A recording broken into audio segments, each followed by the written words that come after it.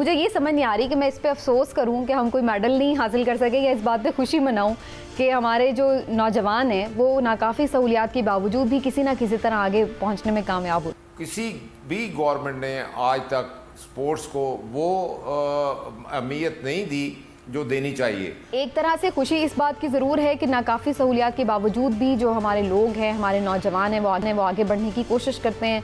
जैसा कि हम ये देख रहे हैं कि अरशद नदीम जो हैं, इन्होंने बिल्कुल मेडल के करीब से ये गुजर गए हैं, 5वीं पोजीशन हासिल की है। लेकिन अभी तक सिचुएशन ये है कि अगर हम ओवरऑल बात करें तो पाकिस्तान 29 साल हो चुके हैं, 29 ईयर्स के कोई मेडल विन नहीं कर सका है। और अगर हॉकी में पहले हम अच्छा परफॉर्म कर लेते ओलंपिक्स में, वहाँ पर भी सूरत हाल बुरी है। इमरान साहब, आपको नज़र आ रहा है कि अगरचे अब मुझे ये समझ नहीं आ रही कि मैं इस पे अफसोस करूं कि हम कोई मेडल नहीं हासिल कर सके या इस बात पे खुशी मनाऊं कि हमारे जो नौजवान हैं वो नाकाफ़ी सहूलियात के बावजूद भी किसी ना किसी तरह आगे पहुंचने में कामयाब हो। इन्हें नाकाफ़ी सहूलियात नहीं, बिल्कुल बगैर किसी सहूलत के ये जो अरशद अदम सहूलियात ये अरशद नदीम जो है, मैं समझता हूँ कि पूरी कौम की तरफ से उनको सलाम इसलिए है आज कि उन्होंने कौम का सर फख्र से इस तरह ज़रूर बुलंद किया है कि वो अगरचे मेडल नहीं जीत पाए लेकिन उन्होंने पूरे पाकिस्तानियों के दिल जीत लिए। बुनियादी वजह ये गरीब घराने से उनका ताल्लुक़ है। उनके वालिद राजमिस्त्री का काम करते हैं। कोई सहूलत ना होने के बावजूद उन्होंने जितनी मेहनत की, तो आप उस बात से अंदाज़ा लगा सकती हैं कि अगर उनको सहूलियात फराहम कर दी जाएं, उनकी प्रैक्टिस जो है वो प्रोफेशनल अंदाज में की जाती, उनकी ग्रूमिंग प्रोफेशनल अंदाज में की जाती, तो आज हम यहाँ से गोल्ड मेडल जीत के लाते।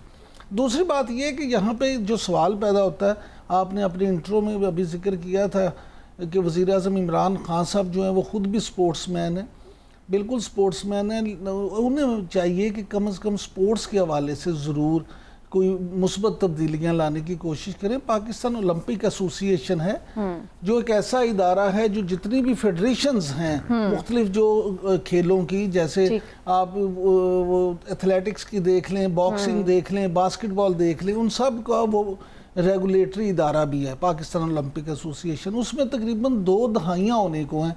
एक साहब बैठे हुए हैं जो बगैर, अच्छा मज़े की बात ये, इसमें 2 ग्रुप बन गए, एक जनरल आरिफ साहब का और दूसरा साई साहब का। पहले ये सदर और सेक्रेटरी हुआ करते थे, फिर इख्तलाफात हो गए, 2 ग्रुप बन गए। इंटरनेशनल ओलंपिक एसोसिएशन ने इन पे पाबंदी लगा दी। इतने मसाइल हुए, लेकिन बात वही है कि इन्होंने खेलों के फ़रोग के लिए अमलन कुछ नहीं किया। तो खुदा का वास्ता अगर ना हो, उन्होंने कुछ नहीं किया तो अब इन्हें तो कुछ करना पड़ेगा ना, गवर्नमेंट को एक्शन ले। हुकूमत को ये चाहिए, हुकूमत का ये फ़र्ज़ बनता है कि वज़ीर आज़म इमरान खान साहब ख़ास तौर पे एक ऐसा स्पोर्ट्स का मिनिस्टर बनाएं जिसको ये वो टारगेट दें, ये कि जनाब आपने ये टारगेट अचीव करना है और तमाम खेलों को आपने नौजवानों को मुस्बत सरगर्मियों की तरफ माइल करने के लिए तमाम फेडरेशंस को फ़ाल करें। जो वहाँ लोग 10-10, 20-20 साल से बैठे हैं उनको फारग करें, उनको घरों में भिजवाएं, प्रोफेशनल्स को वहाँ लाएं जो वाकई खेलों के फ़रोग के लिए काम कर सकें। बल्कि मुझे याद आ रहा है कि ये पिछले दिनों जब उन्होंने आवाम से बातचीत की तो इस सिलसिले में एक शहरी ने उनसे ये सवाल भी किया और उस पर फिर प्राइम मिनिस्टर साहब ने क्या जवाब दिया कि मैं अगर किसी चीज़ में ट्रिपल PhD हूँ तो वो स्पोर्ट्स की फील्ड है। लेकिन फिर उन्होंने अपना उज़र भी बताया कि क्यों वो इस पर अभी तवज्जो नहीं दे सके। क्या उन्होंने कहा वो आप सुन लीजिए। मुझे जो टाइम देना चाहिए था स्पोर्ट्स को वो मैं नहीं दे सका, क्योंकि स्पोर्ट्स तो मैं जानता हूँ बाकी चीज़ों से तो ज़्यादा मेरी अगर ट्रिपल PhD है वो स्पोर्ट्स के अंदर है। लेकिन इतने ज़्यादा और हमारे मसले मसाइल शुरू से पहले दिन से पड़ गए कि जो स्पोर्ट्स के ऊपर मुझे टाइम देना चाहिए था वो मैं नहीं दे सका।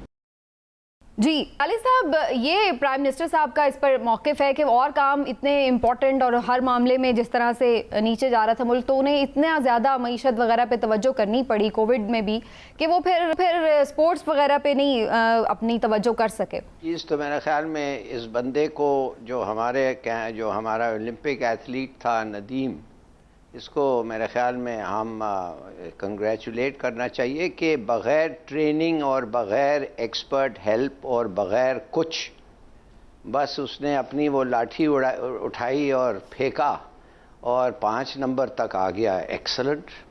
मेरे ख्याल में कि बग़ैर ट्रेनिंग कोई आदमी ऐसे कर सकता है तो बहुत ही अच्छा है। इसका मतलब है कि मुल्क में पोटेंशियल है, मगर अगर आप कलेक्टिव फेलियर को देखना चाहते हैं एज अ कंट्री तो फिर एक स्टेटिस्टिक्स है जो आप मेरे ख्याल में हमें पता चलना चाहिए कि क्यूबा जो है, क्यूबा का जो पॉपुलेशन है, आबादी है, वो लांडी के बराबर है। वो कोई 10-11 मिलियन की है, आधा कराची का है। उन्होंने इस ओलंपिक्स में अब तक 14 मेडल्स हासिल किए हैं, जिसमें से 6 जो हैं वो सोने के हैं। और क्यूबा जो है कोई ख़ास अमीर मुल्क नहीं है और कोई ख़ास उनमें ये नहीं है, बस ट्रेनिंग और प्रॉपर अप्रोच। जैसे हमारे लोग हैं और हमारे लीडर्स अख्तर अजीब होते हैं, आधे तो जेल में होना चाहिए और जा रहे हैं, कुछ जेल में है, कोई भगोड़े हैं।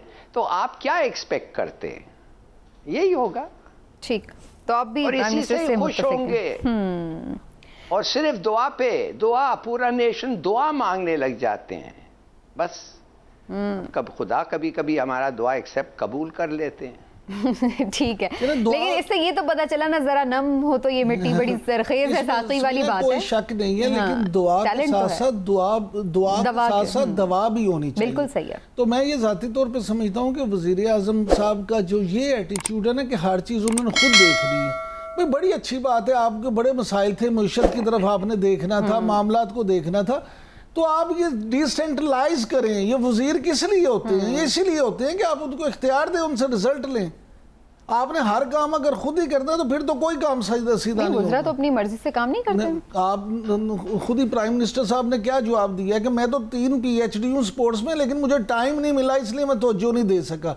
इसका मतलब है हर काम पे उन्होंने, पंजाब भी उन्होंने चलाना है, फेडरेशन भी उन्होंने चलानी है, स्पोर्ट्स भी उन्होंने चलानी है। इलेक्ट्रॉनिक वोटिंग मशीन भी उन्होंने ही चलानी है अब तो क्योंकि उन्होंने उसकी भी ले ली है ब्रीफिंग सारी कि ये कैसे वर्क करती है। ओलंपिक लेवल तक जाना, वर्ल्ड लेवल तक जाना, ये एक बहुत बड़ा मुश्किल सफर है, स्पेशली पाकिस्तान में, क्योंकि यहाँ पर उस तरह हमारे पास इंफ्रास्ट्रक्चर नहीं होता, उस तरह हमारे पास वसाइल नहीं होते। हमारी फेडरेशंस हों या हमारे स्पोर्ट्स बोर्ड हों, इनकी ग्रांट्स बहुत ज़्यादा कम होती हैं। इसलिए बहुत एक लंबा प्रोसीजर है और बहुत एक मुश्किल सफ़र है। और मैं समझता हूँ कि बहुत ही कलील जो खिलाड़ी हैं, बहुत ही ऐसे खिलाड़ी जो कि हर चीज़ ख़त्म करके अपनी स्पोर्ट्स में लगा देते हैं। टैलेंट तो बहुत ज़्यादा मौजूद है, लेकिन उस टैलेंट को उस तरह से आगे आने का मौका नहीं मिलता, हुकूमती सतह पर उस तरह से पजीराई नहीं मिलती। कोई गवर्नमेंट भी अब तक जितनी गवर्नमेंटें आई हैं, कोई गवर्नमेंट भी प्रायोरिटी उनके सामने स्पोर्ट्स की कोई प्रायोरिटी नहीं है। किसी भी गवर्नमेंट ने आज तक स्पोर्ट्स को वो अहमियत नहीं दी जो देनी चाहिए। ये हमारा जो कॉन्टीजेंट, मुख्तसर कॉन्टीजेंट गया है, या तो हमारी फेडरेशनों ने उसके ऊपर खुद ज़ाती तौर पे कोई मेहनत की है, ट्रेनिंग की है, तो यहाँ ये अपनी लेवल के ऊपर प्लेयर जो है वो गया। क्या वो बेचारा खाएगा और क्या मेहनत करेगा? जब तक गवर्नमेंट की इसके ऊपर पीछे बैक ना हो, वो बहुत मुश्किल है कि हमारे को प्लेयर बाहर निकले।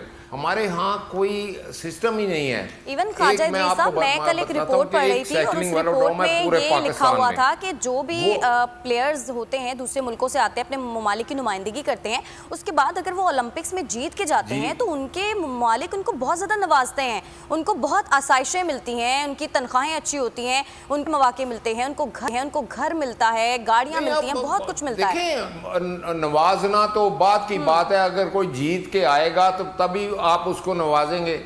पहले तो आप उसकी जीत के लिए, उसकी मेडल विनर के लिए, उसके ऊपर उसकी ट्रेनिंग, उसकी प्रॉपर जो भी ट्रेनिंग है वो हो, ताकि वो बाहर जाके अपने मुल्क के लिए मेडल लेके आए।